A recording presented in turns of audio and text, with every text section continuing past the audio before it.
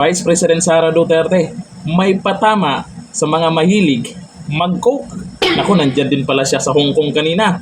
Pero bago natin panoorin yung speech po niya, ay panoorin po natin yung video na kung saan ayaw na ayaw ito ng mga anti-Duterte. Makikita natin dyan kung gaano sila kamahal ng mga OFW. Ito ang video. Huwag lang po tayo magkagulo. Antayin na lang po natin. Napupunta po sa inyong mga lugar si Vice President Sara Duterte. Huwag po nating dumugin. Pilipinas, Duterte pa rin ang tunay na nagmamahal sa atin. Laban niya ay laban natin. Pilipinas, Duterte pa rin.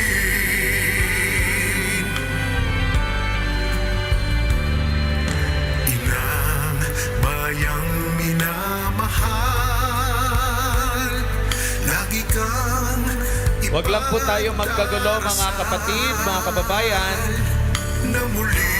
Antayin na lang po na makapunta po si Vice President sa inyong mga lugar. Pilipinas, bangon may pag-asa pa. Pilipinas, Duterte pa rin ang tunay na nagmamahal sa atin. Laban niya ay laban natin. Pilipinas, Duterte pa rin. Pilipinas, Duterte pa rin ang tunay na nagmamahal sa atin. Laban niya ay laban natin. Pilipinas, Duterte pa rin. Pilipinas, Duterte pa rin.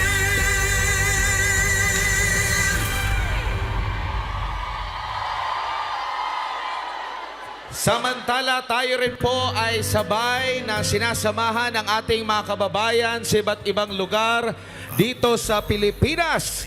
Diyan po sa Baguio City, sa Santa Maria, Bulacan, sa Barangay Batasan Hills, Quezon City, sa Cainta, Rizal, sa Imus, Cavite, sa Liloan, Cebu, Rojas City, Capiz, General Santos City, Plaridel, Misamis Occidental, Malaybalay, Bukidnon, San Francisco, Agusan del Sur, Ilang, Davao City, Talomo, Davao City, Matanao, Davao del Sur, at Nabunturan, Davao de Oro, at marami pang mga lugar sabay-sabay nakikiisa sa ating ngayong araw na ito. Bayang minamahal, lagi kang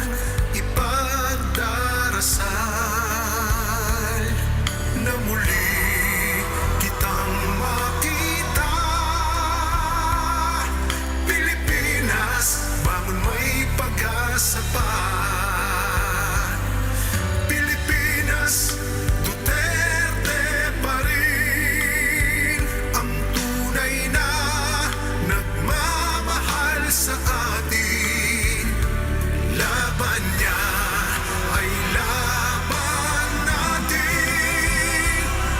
Pilipinas, Duterte pa rin. Kita nyo naman yan. Organic na organic yung mga nandyan. Partida. Walang ayuda. Diba? Si BP Sara. Nakita nyo naman yan. Dinumog na. Pinagkaguluhan pa.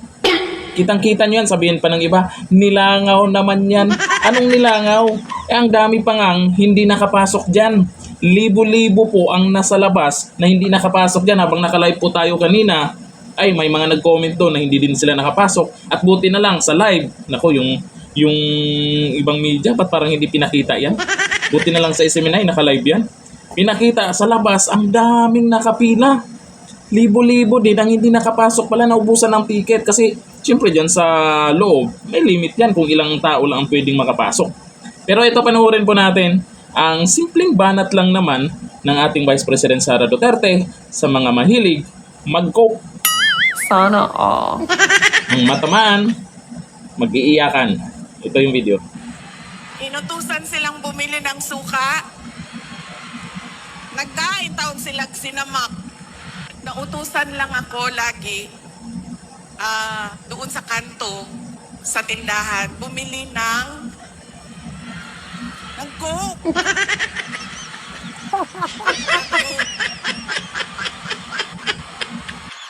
Mga kababayan namin na nandito at syempre kailangan natin pasalamatan ang PDP laban.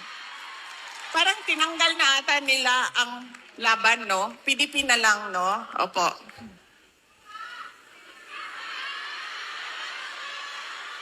Ha?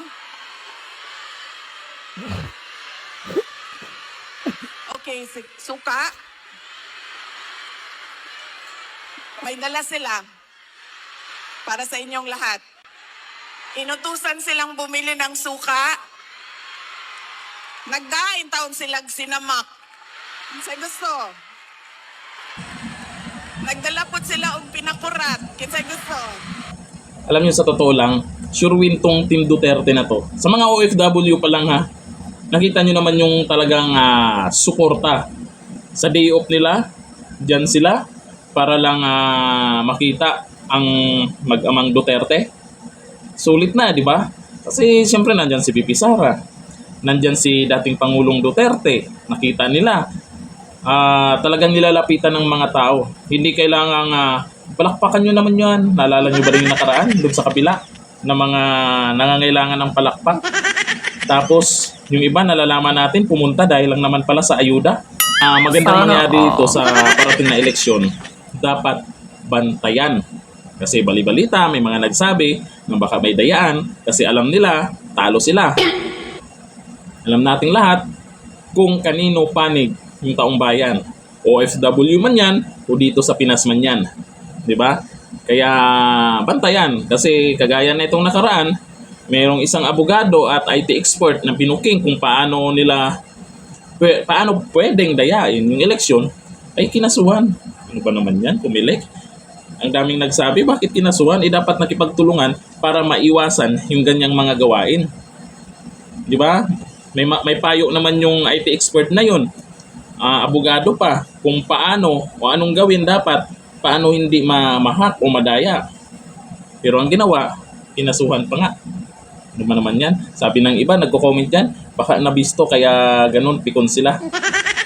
Kaya lagi kong pinapaalala sa inyo, kung gusto nyo ng tunay na pagbabago, Team Duterte dapat tayo. Dito na lang, thank you. Bye-bye.